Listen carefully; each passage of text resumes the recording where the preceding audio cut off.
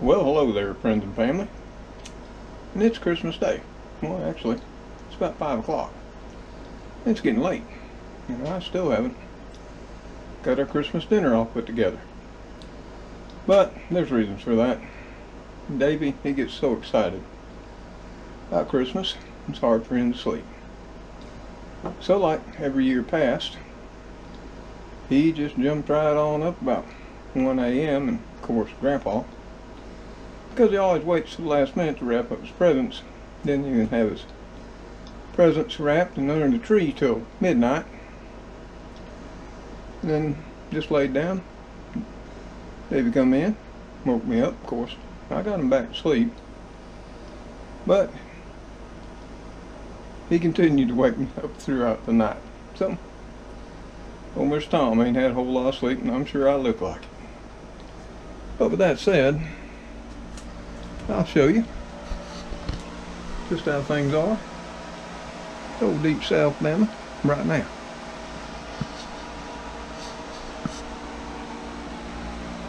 Yep, Trix, she's all tuckered out too.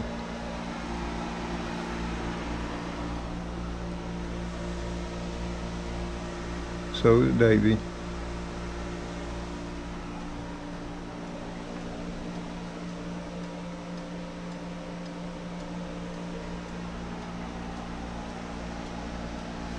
Well, and as you can see, Davy's all conked out for a bit, and that's fine. We're going to be eating later. And that too is becoming practice here. Eating around 8 or so. Well, that's okay. Both Davy and, as you can see, Ashley, she was all knocked out because she'd been up throughout the early morning hours as well. So we'll just let them sleep. Old Mr. Tom gets on getting the Christmas evening meal all fixed up. And if you watch some of my previous videos, you'll know we're going to be having some Cornish hens. Now I've got some here. Let me show them to you. Now normally we'd have turkey. That's what is preferred. And we have had a duck at times, and even a goose. So we'll leave it up to the kids. But Ashley said she'd like to do personal Cornish hens for everyone, so that's what we're going to do. And now you'll notice there's only 3 now. That's because I spent a while talking to my son a little bit ago, and he's not going to be able to make it. And that's a shame, but he is with friends. So that's fine too. Now what I just got finished making up is our traditional family stuffing. Now this goes all the way back 6 generations or more. Maybe even further, to when the family first came over before the Revolutionary War. Now I know I'm in the Deep South, where most people do cornbread dressing, but not me. So I'm going to take this and stuff these. Now y'all, I do apologize for not doing a Christmas dinner cooking video, but I'm getting tuckered out. I just want to get this all together where old Mr. Tom can rest a little bit too. So I am going to get put together. Now, if you'd like to know how to roast up the Cornish hens with some of my traditional family stuffing, well, you just let me know in the comment. I'm sure here in a week or 2 I'll be more than glad to do it again. But once I get all this done up, we'll come back and show you how it looks before we pop it in the oven. Okay y'all, I've got an aluminum pan here all sprayed up with some olive oil pan, so everything don't stick to it. I've got those game hens there resting on that plate where I've rinsed them all off, then pat them dry. Now I got to get this stuffing on in there. So I'm going to set you over to the side. This ain't hard, and we'll get these little birds stuffed for dinner. So, I'm here by myself. Well, I'm not by myself. Ashley and David are still taking a nap. So we're just going to use our hands here. And we're going to open these little Cornish game hens up. I'm going to mash up some of this world famous stuffing. We're just going to pop it right on in that cavity right there. See? We don't care how messy we get. I'm going to tell you something about this stuffing. This stuffing is full of herbs and spices. And I pack it really tight.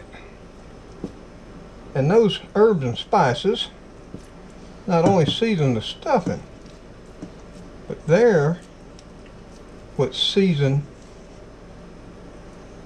the Cornish game hens.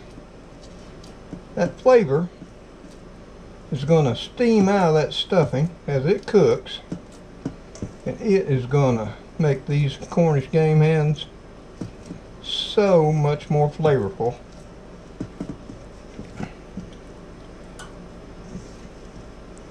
So there, we got that one done, and we are packing it on in there. That way, not only do you have your nice little personal game hen, but you also have your own wonderful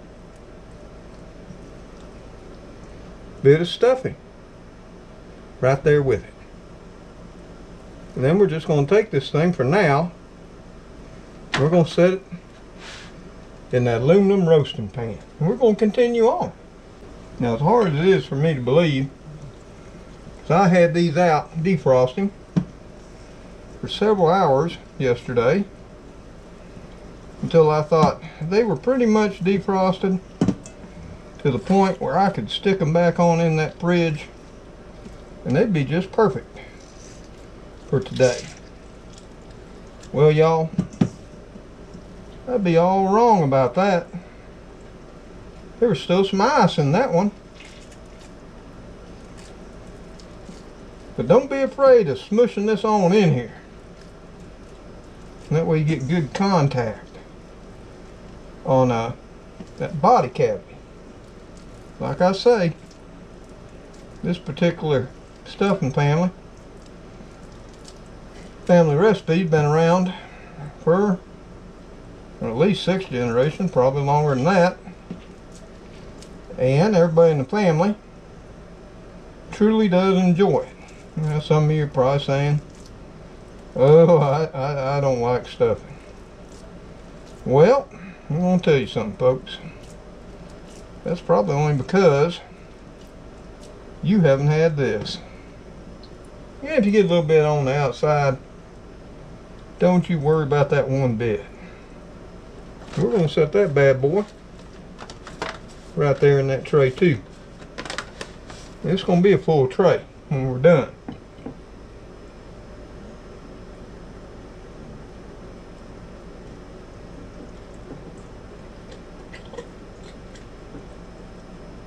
You see, still got some ice in it.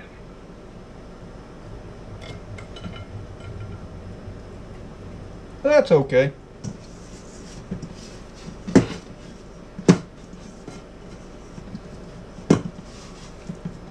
The rest of this stuffing poked on in this last one. And since I knew James wasn't coming, and I knew I wouldn't have to do 4 birds, I cut back on my recipe on the stuffing side. That way, I wouldn't have any left over. Looks like I'm going to have just enough to stuff all 3 of these birds. Oh yeah, just enough. In fact, I may have could have used just a touch more. So now I'm going to place those 3 stuffed Cornish game hens right into that roasting pan that I've got all pre-sprayed Got them packed all in there nice and neat. Now I need to wash up my hands and rinse out a bowl. So now all we gotta do is we gotta spice up these game hens a little bit. We're gonna give them a quick rub down with some pure olive oil. And then we're gonna put a few things on top of them there to make them all nice, flavorful. You know, like garlic powder, onion powder, and of course some thyme, and a little bit of basil leaves.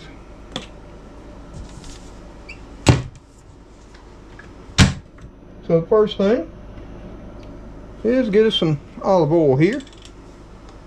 And we're just going to give us a little pour on top. And we're just going to rub it all in. This is one of those other times when you get to play with your meat. It don't matter how much you put. You just want to give it a good rub down.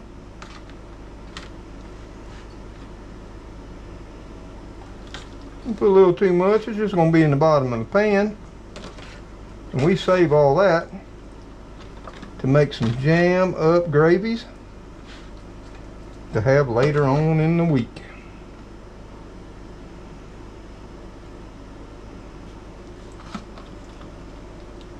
And just make sure you get it around everything. That's going to help those game hens just brown up all the better. Now here again, the flavor is going to steam out of that stuffing. So I had to wash up the hands a little bit there. Got all that olive oil on them, but now I have nice soft hands. So all I'm going to do, and there's no exact order to this, I'm just going to sprinkle a little basil on there, you know.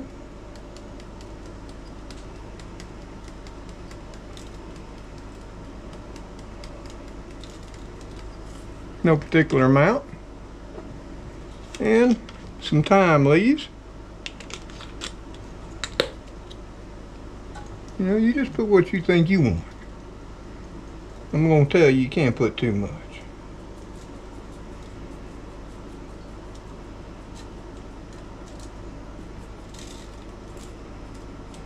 And I'll tell you another thing, folks. When this stuff is cooking, this house is going to come alive with the smell of greatness and the garlic powder. Oh yeah, gotta have the garlic.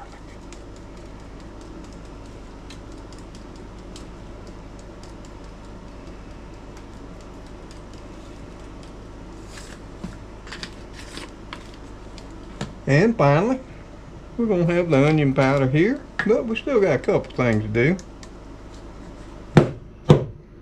And of course, old onion powder, it wanted to clump up on some. Well, there we go. And the last two ingredients, all mine have expected. That's going to be just some salt. You use the kind you want. I've just got some non-iodized table salt here. It'll be fine. Been using it for years, haven't died yet. And then of course some ground black pepper, which appears I'm out at the moment. So we'll go to the can. I'm going to have to fill that shaker up.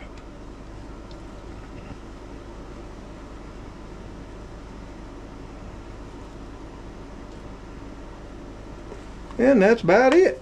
Now all we'll do is cover this pan with some foil, and then we'll set it on a baking sheet.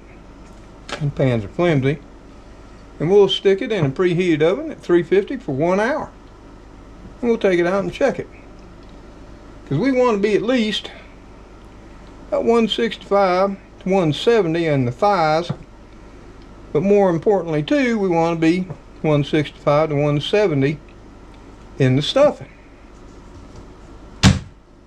So I'll get some foil on these and we'll get this on in the oven. Now technically we're not roasting these at this stage. With the foil on there, all the moisture and everything's going to stay in there and it's going to steam them. Now we'll have to remove this probably at the hour time period to roast them some for 15-30 minutes, get them all nice and browned and honey gold. Let me get these in the oven. Well y'all, timer's going off. Cornish hens have been in there for an hour. It's time to get them out and check that temperature. So we'll turn off that timer.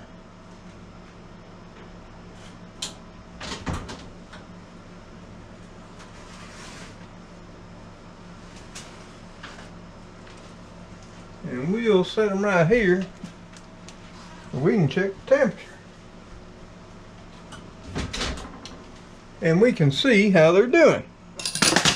Now as always, we're going to use old school temperature. Ooh, this thing is toasty. Oh yeah. They're looking good. First thing we're going to do is check that stuffing.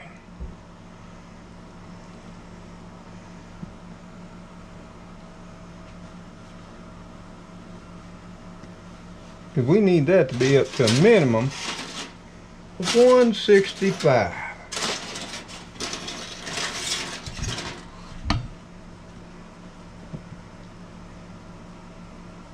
Let me bring you over here. Let's take a look at it. Yep. I believe it's going to be there, or just a tad more. The final temperature we're trying to reach on these Cornish hens is 180. Now that's at the thickest portion of the thigh, not the stuffing. But looks like stuffing's at least 165. And the reason that's important, folks, that's so it's cooked to the point where it's safe. It's got an egg in there. So now we're going to poke one of these Cornish game hens and see what it's at.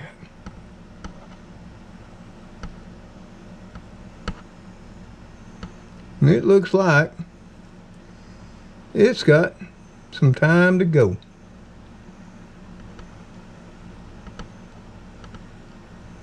Yep, looks like it's going to be about 140.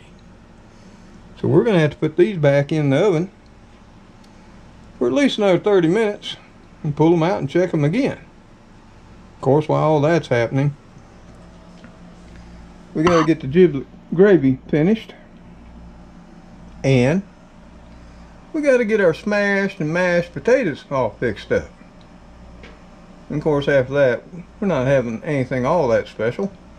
We're just going to have some green beans, some sweet kernel corn, some black olives, some green onions, stuff of that nature. It's just down home cooking. So let me get this covered back up and get it back in that oven before it cools off too much. Now I sort of suspected it might take longer, since I still found some ice in the cavities of those Cornish hens, which was rather concerning. But nothing good comes quick. And I'm going to tell you right now, if you haven't had a Cornish hen in a while, which by the way, back in the day, they were called Cornish game hens. So that was just plain not true. Cornish hens, or even back when they were called Cornish game hens, they were not wild game. They were not even domesticated wild game. They were a specific breed of Cornish hens. They're chickens. And what a Cornish hen is just basically a young chicken. Younger than your average broiler and fryer. I think from what I was told,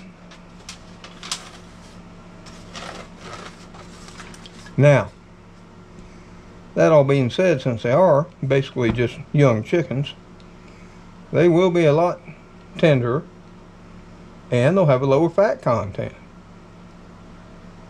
And the Cornish hens, supposedly, by what I've read and researched, they're mostly white meat. Of course, you'll see it all right here. But let me get these back in the oven. So we got them back in the oven. Now I'm going to get fixing on those potatoes. And then that giblet gravy. Well, timer's going off again. Popped it back in there for another 25. Let's see what it's doing now.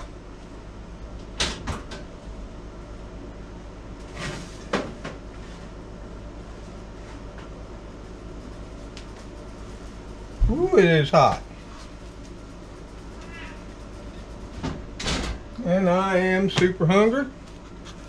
Just getting on up there into the evening time. Ooh.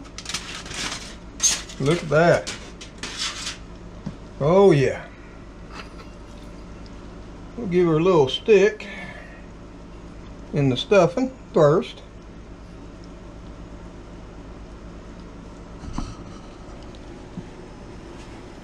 And here we are, looking at the stuffing. Oh yeah. Well, the stuffing is definitely done. So, what about the thighs? How are they looking?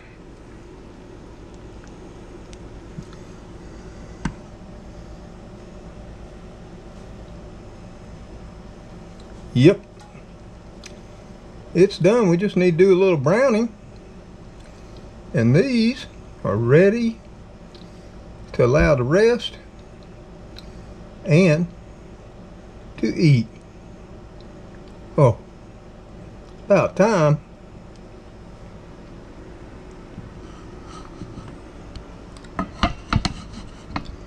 So, we're not even going to cover them up.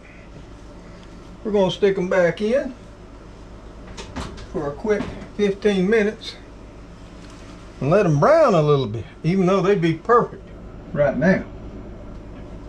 They looking a little bit too blonde for me. And we want them to be nice.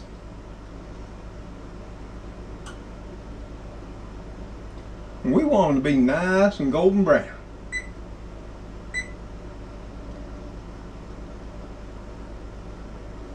So there we are. Set that timer 15 minutes. Got the potatoes all made up. Got giblet gravy all made up. Let me show it to you. Oh yeah. We got that giblet gravy right here. All made up, nice and creamy. Not a lump in it. Complete with giblets, hard-boiled egg, some thyme, ground black pepper, salt, a little garlic powder and onion powder. I'm going to tell you what, that's going to make some potatoes into a fine side dish. So, we'll set you all back on over here. We'll come back in about 15 minutes and see just what's going on. So y'all, I believe those Cornish hens are ready to come out. Let's take a look at them.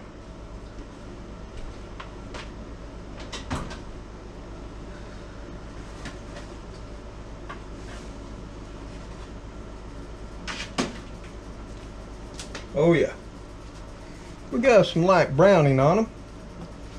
Let me show you what they look like here. Got some light golden brown going on now. So we're going to let them rest for about 15-20 minutes. And we're going to start getting our Christmas dinner all plated on up.